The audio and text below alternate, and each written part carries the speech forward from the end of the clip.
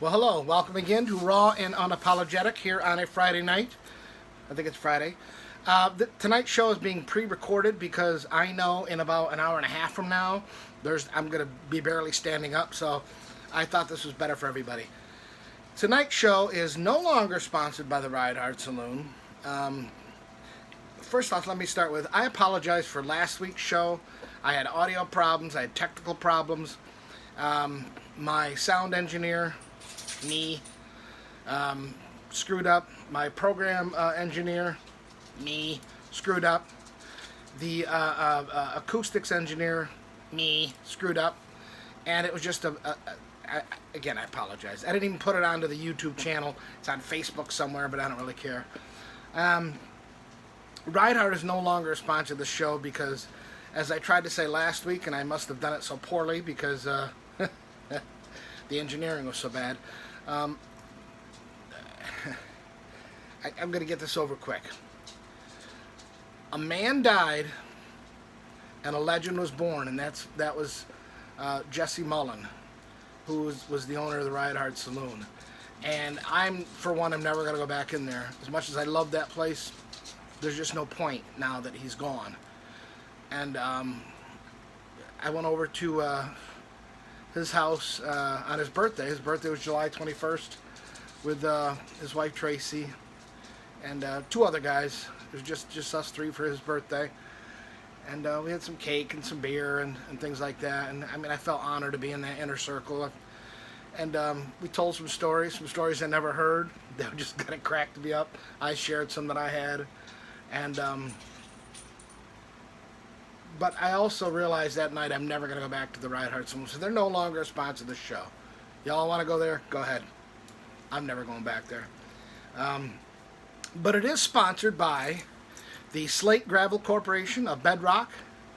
If you want your rocks off the floor of the gravel pit, call this company. There is a man who operates a machine all day and takes them off the floor and sets them into your truck, and you can take them home for whatever reason. Not really sure what you need them for, but that's neither here nor there. I talked about on the promos a couple of times about we were going to do I'm going to try not to push my glasses up. I'm going to do it one more time. By the way, again, I wear these glasses not because I think I look cool. It's because I have old-looking eyes. Watch this. See? I know. Children, stop, look away. Okay, I got them back on. Anyway, on the promos I discussed somebody is infiltrating the biker lifestyle, the biker world. And they're everywhere. And there's too many of them. Should you be scared? Damn right you should be scared. Who's infiltrating? Is it the ATF? No. We can handle them. Is it the DEA? No. All you have to do is throw a shiny object that way, and they'll be distracted forever. But you know who's infiltrating the biker life? Our culture, our subculture, whatever you want to call it. But our way of life, the way we think, the way we do things. You know who's infiltrating? Look around. Are you ready? Get your kids out of the room. This might be too scary for them to realize. I'm going to give you 5 seconds to get your kids out of the room. 5, 3, 2, 1. Sorry, I learned Common Core math. Karen. Yeah. Karen.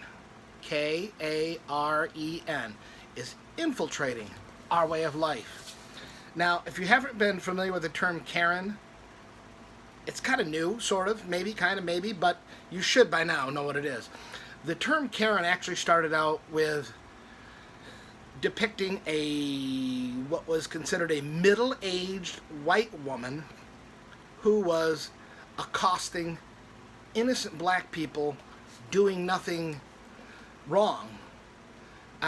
It started with Barbecue Becky. She was a Karen. She caught black people in the act of barbecuing. Go barbecue in your own neighborhood. And then there was another Karen who was well known for calling the police on a little girl selling water. I don't know how old she was, like 10 years old. But she actually called the police and said, "There's this little black girl selling water in my neighborhood." Listen, kid, go sell water in your neighborhood. And then there was a case where there was this guy trying to get into his own apartment building, and this middle-aged white woman stood in front of the building, in front of the door, and just wouldn't let him in. He knew the code, didn't matter. She was questioning him. "Where do you live? What's your apartment number? How'd you get the code?" Listen to you. Take your apartment that you paid rent on and deposit and move it to your neighborhood. And my favorite of all was I push my glasses up again, 12-year-old boys, black kids, 12-year-old black kids, mowing the lawn across the street. Yeah, 2 of them. What were they doing? They were mowing the lawn.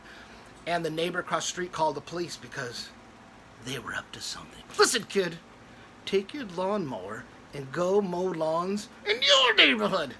But anyway, it's a well-deserved term that middle-aged white women had for a while. It's anecdotal. There's no way that's systemic. I don't want to hear that this is the way. Even though Barack Obama once said, "Typical white woman." Yeah, screw him. That's not true. But yeah, there's a lot of anecdotal examples of that, and that term became very popular, the Karens of the world. Now Karen has kind of morphed into different age, different race, different ethnicity, and even a different gender. Yes, the other gender. There's 2 genders. Men are Karens. White men are Karens. Black men are Karens. Purple women are Karens. There's Karens everywhere. And you know what they're doing? They're going down to the motorcycle shop and they're buying motorcycles. And they're riding them on the road. They're putting on their little vest. And they're infiltrating our way of life. And it used to start with people with the helmet laws who, for some reason, were just obsessed with, if you didn't wear a helmet, they would absolutely go berserk. And I mean berserk. I mean, I got called... I don't say this too often, but I'm not a stupid person. I'm really not. I'm a very educated person. But I mean, I got told that I was retarded, which is not even a correct clinical term anymore, because I didn't wear a helmet and I didn't care about anybody else. And I'm a selfish piece of shit. And it started with people like that, even though they wanted to live in this biker lifestyle. I want to feel free. I want to do this in the wind in my face. I want to feel free. But I want to define the freedom that you have to live by. Yeah. So the Karens started out that way, and they really haven't gone away. And they're everywhere. I just was talking about tonight. I posted something on Facebook, and I finally had to block in the last couple of weeks 2 people I went to high school with that I have never had any problem with, who are genuinely nice. They happen to be women, but that doesn't mean that's what Karens are, because I'm going to get to that point in a minute. But I had to finally block them from Facebook because every time I posted something they disagreed with, they would just kind of go off and go in the snarky, pounding on the keyboard. "I'm going to teach you, you son of a bitch. You're thinking incorrectly, and I'm going to make sure you understand." And I finally had to block another one tonight who I not only liked, she was a customer, both of them were. Bought books from me and wrote me nice reviews, and one I even had a crush on. She's still, oh my God, she's my age. She's 55. She's an absolutely beautiful woman. If you looked at her, you'd say, "How the hell are you 55? Don't you age at all?" And not a dumb woman, not an uneducated woman, a nice woman, takes care of herself and her kids, but just can't, that obsession of that Karenitis of I need to correct you on what you're saying and tell you you're thinking wrong, that type of thing. That's infiltrating our lifestyle. All right, now this is going to lead up to what I wanted to mention was, again, on social media, there is a lot of different motorcycle pages. Because I'm trying to promote this book here, and my first book, oh my God, it's backwards. Holy shit, look at that. I got to figure out a way to correct that. Okay, the book I'm selling is not Toy Cellular. It's Rebellious Youth. I know it's backwards. I got to figure out a way to fix that. I got to talk to that friggin' video engineer, which is also me, by the way. But anyway, so I'm on a lot of those pages. And a lot of people there let me promote my stuff, my book, and this. And when I used to be on the radio, promote that show. So I'm engaged with that a lot. And there was a guy, I'm not going to mention his name because I don't even dare to, who dared. Here comes the Karens that are infiltrating. Again, this is social media. These are motorcycle pages. All right. And if you are interested in being on those pages, oh, pushed up my glasses again. If you are interested in being on all those pages, you are drawn to the fact that they're motorcycle pages, motorcycle lifestyle, the subculture that we live. It's not just riding a motorcycle. There really are two different types of people. Some who just like to ride motorcycles, and hey, I love those people too. I really do, genuinely. I get it. I get why they do that. But there are those who want to pretend, kind of like to be in this whole, this type of thing to society. Yet they are, without a doubt, the first ones to not only conform to society, but totally go off on you if you don't. And on this motorcycle page, again, designed for motorcycle culture enthusiasts. Do I dare say that? Does that sound better? Does that sound more intellectual than just biker scum? Probably. But this poor guy had the nerve to post a picture of him with his little girl on the back of his motorcycle driving around this little dirt track around his front lawn. Okay? His front lawn. And I get what he's doing, because there's a good picture of me that I just absolutely love with my son, who's now 30. Good Lord, I don't even want to say it out loud. No, I'm not trying to figure out the math in my head. I literally don't want to say it out loud. He's 34. Which is amazing that I was such a stud at 38. But I was. Or a stud at 4, making me 38. But I was. Wow. Kindergarten, baby. I was like the man. I was just like mounting anything. Anyway. Yeah, he's 34. But there's a great picture of me with him on the front of my gas tank on my Harley back in it had to be 1988. He was around 2 at the time. 2-ish, maybe 3, I don't know. But it's just a nice picture. I had to go around the front line. I love that picture. Just love that picture. It's out in the man cave. But this guy posted this picture of him again. And you would not believe, like the first 40 comments were just vitriolic, ad hominem attacks, calling him everything that you can think of. Piece of shit, garbage, scumbag. Again, we're on a motorcycle life page. Okay? We're not on, the We Love Karen page or the, whatever it is. We're on a motorcycle. This is supposed to be a people who have at least close to similar shared values that are on these pages. At least close. Maybe not exact. Not like it was back in my day. Back when, again, years ago, it took a certain personality to be on a motorcycle. And it wasn't really difficult for 3 people ran into each other who were on a motorcycle to get along, because you probably thought the same way. Because that's what it took to ride a motorcycle. Not today. Everybody's got one, and again, that's great. Ride, enjoy. But these people that they're on this motorcycle culture page, and they're just hammering this guy. And they're looking up his hometown. Oh, you're from such and such town. I'm calling CPS on you.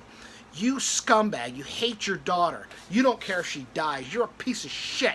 I hope you fucking die. He actually had a comment. I hope you fucking die.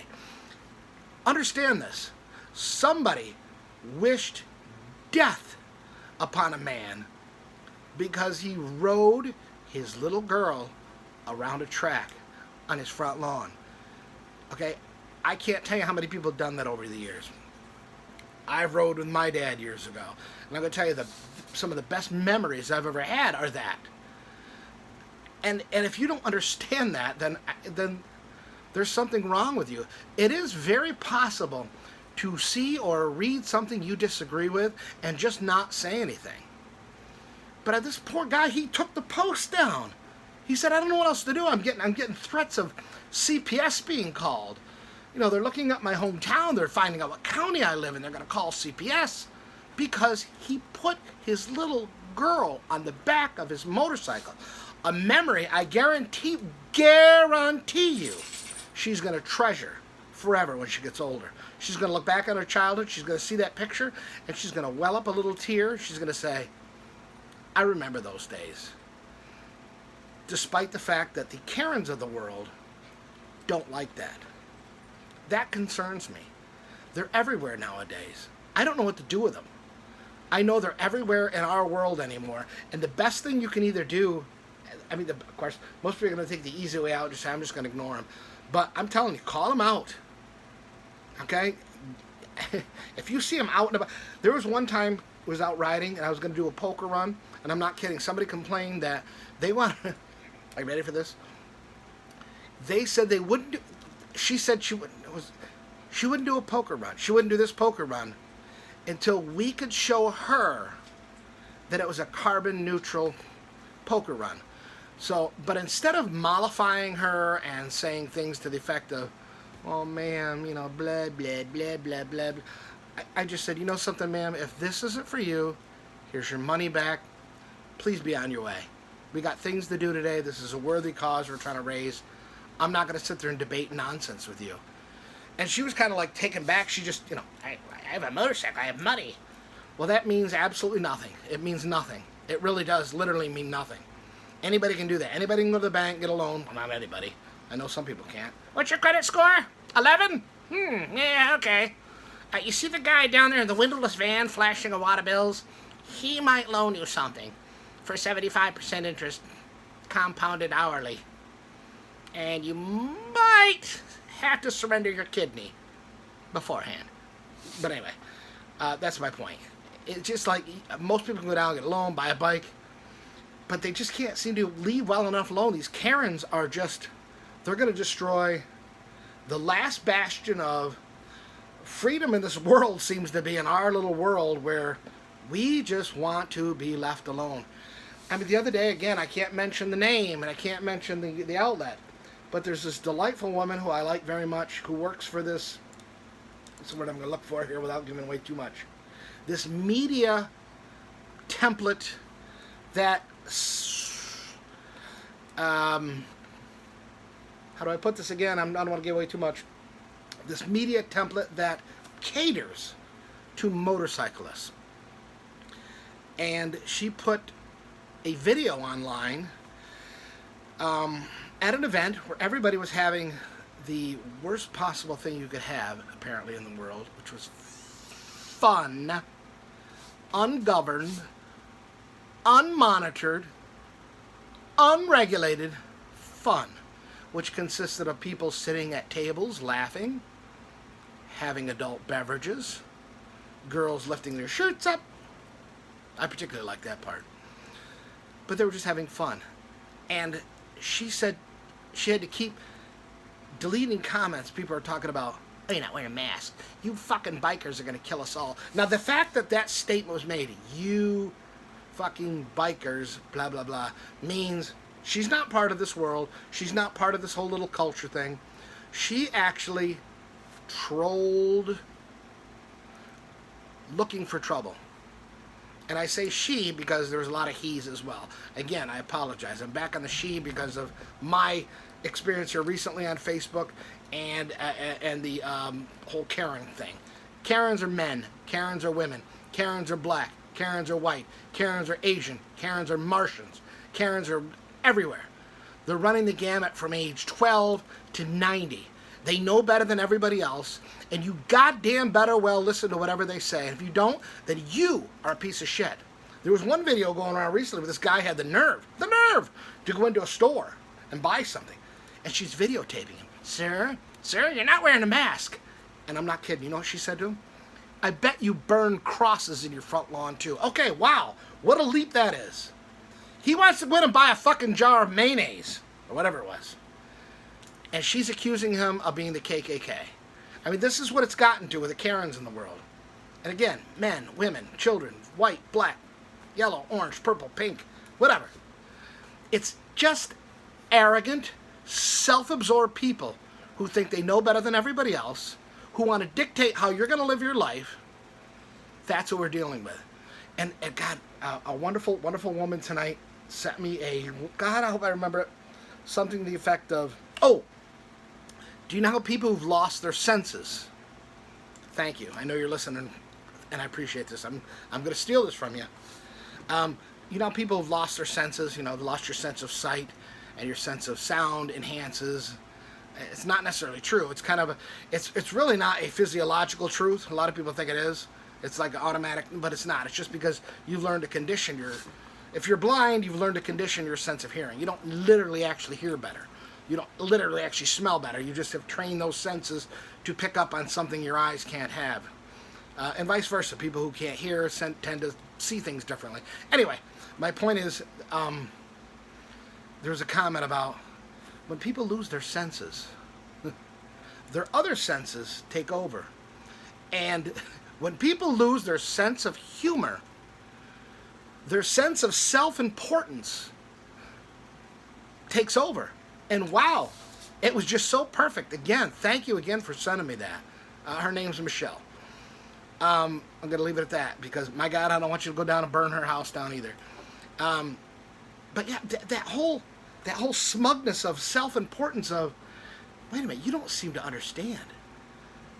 I said X, Y, and Z. There's no debate after that. I said this. I don't understand that. I'm never going to understand. I call them but yeah people. But yeah. And they're the types where you point out, like, hypocrisy A, B, and C. Okay, you just said X, Y, and Z. Here is the person you like doing X, Y, and Z. But yeah, but that's different. That type of arrogance, that type of, if I do it or my people do it, it's okay. If you people do it, it's not okay. We're smarter, we're better, we're cuter, we're thinner, we have better eyes, we don't push the glasses up. We don't have tattoos that look like they were made in the tattoo parlor 45 years ago in some dank, smelly basement from some guy who just wanted $10 fucking. He said he would tattoo something nice, but oh, never mind. Sorry, I got a little off track. But exactly, they just think they're just better than everybody else. Well, you know something? You're not. You're really not. And your opinion is no more valuable than anybody else's. There's stuff in the neighborhood I live in. There's a woman up the road, about 3 houses up the road, that I bet you she and I don't agree anything on, just by the stuff we have in our front lawn. And you know what she does when she walks down the street and she sees me? She says, "Hey, how you doing?" You know what I say to her? "Hey, how you doing?" Because it's possible to do that. It really is. It's my life, not yours. Stay out of it. This guy on the Facebook page who had the nerve to take his little girl around the track, you know something? I bet you he's a good, decent guy who works every day, supports his family, and loves his little girl. Because he doesn't love her the way you think he should, doesn't mean you should call CPS. Okay? Everything is a risk nowadays. Taking your kid to the park is a risk, an unnecessary risk. You don't have to do that. They can play in the front lawn, right? Everything you do is a risk. You don't get to measure the amount of risk other people can take with their kids. And I know you're going to say, well, can you dangle them over the ledge? No, that's just idiocy. All right? But things that are everyday actions people have been doing for centuries without harm to the child or without harm to individuals are still okay. Just because a bunch of ne'er-do-wells with degrees in feminist dance theory say it's wrong doesn't mean it is. All right, I'm on 24 minutes now, and I'm on a tirade, and I shouldn't be, and I'm upset, and I'm angry, and there's bourbon waiting, and Bubbles hasn't even... Bubbles! No, she's not... She got this free mammogram from some guy named Snake in an alley, and she's still there, so, God bless her. She was supposed to be here tonight, but she didn't help much. But anyway, I'm gonna close it out because I've just been yapping too long, and I apologize, but it's just something that's very, very deeply held in me. Mind your own goddamn business, Gladys Kravitz. Gladys Kravitz is now the Karens of the world, and they are infiltrating our lifestyle. Confront them, debate them, and tell them to get the fuck out of your life. All right? Because if you don't, they're not going to stop until they run your life. Plain and simple. All right? I'm going to go. All right? Jesse, to you, I love you, brother. I miss you.